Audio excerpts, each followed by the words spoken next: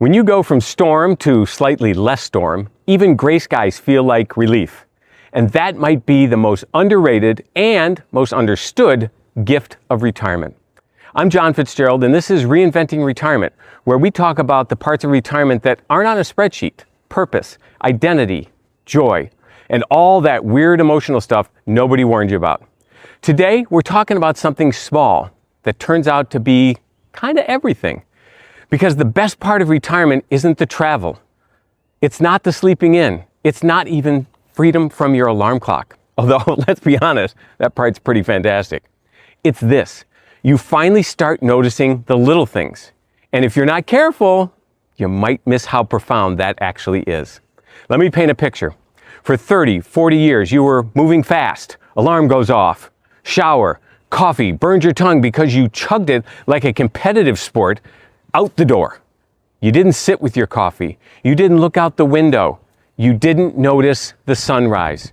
You were already mentally at work, thinking about the 9 a.m. meeting, the noon deadline, the 17 emails that somehow multiplied overnight like gremlins. Dinner? Rushed. Takeout, or something microwaved while you answered Slack messages and pretended you weren't working. And conversations with your spouse? Did you pay the electric bill? Can you pick up the dry cleaning? What time is the thing tomorrow?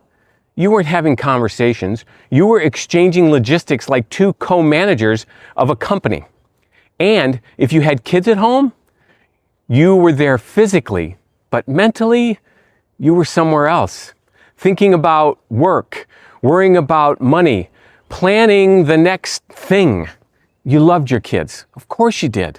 But how many bedtime stories did you read while thinking about tomorrow's presentation?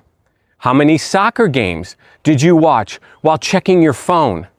How many "Dad, look at this" moments did you miss because you were trying to survive the week? And now, years later, you're sitting with your grandkid. They're giggling at a cardboard box like it's the greatest invention in human history, which honestly, kind of is. Kids are weird and wonderful. And you're present, fully there, soaking it in. And part of you thinks, I wish I'd been this present back then.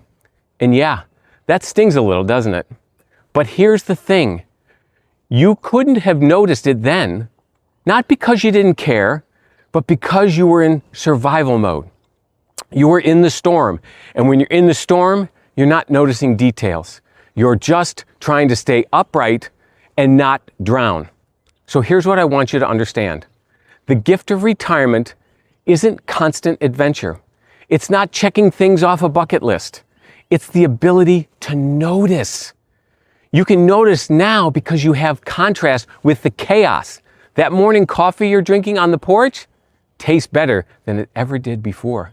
Not because you suddenly discovered fancy beans, but because you're actually tasting it. You're not gulping it down in traffic while cursing the guy who just cut you off. You're sitting, breathing, feeling the warmth of the mug, watching the steam rise, listening to the birds argue about whatever birds argue about. Maybe you even have a second cup. Radical. Or you go for a walk. Same neighborhood you've lived in for years. But suddenly you notice the light hitting the trees, the crunch of the leaves under your feet, your neighbor's garden that's apparently been gorgeous this whole time.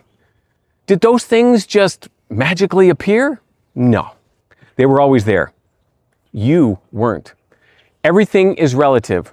When you go from constant storm to just cloudy skies, even gray feels brighter. That's retirement. The little things feel big now because you remember what it felt like to miss them. So if you're feeling guilty that your retirement doesn't look big enough, if you're worried you're not traveling enough or achieving enough or doing enough, let me tell you something. Being present is enough. Noticing the sunrise, that's enough. Sitting with your grandkids, even though the 7-minute dinosaur pirate pizza story, that's enough. Having a real conversation with your spouse where you're actually listening instead of planning the grocery list, that's enough. This isn't laziness. This isn't wasting your retirement. This is the whole point. Now, if you want help designing a retirement that really feels fun and not overwhelming, I've got something for you.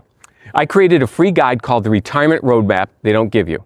It helps you figure out what actually lights you up, what brings you joy, and how to build a life around that, not around what Instagram says retirement looks like. There's a link in the description. It's free, and I promise you, no dinosaur pirate pizza stories required. The best part of retirement? You finally notice the little things. So stop rushing.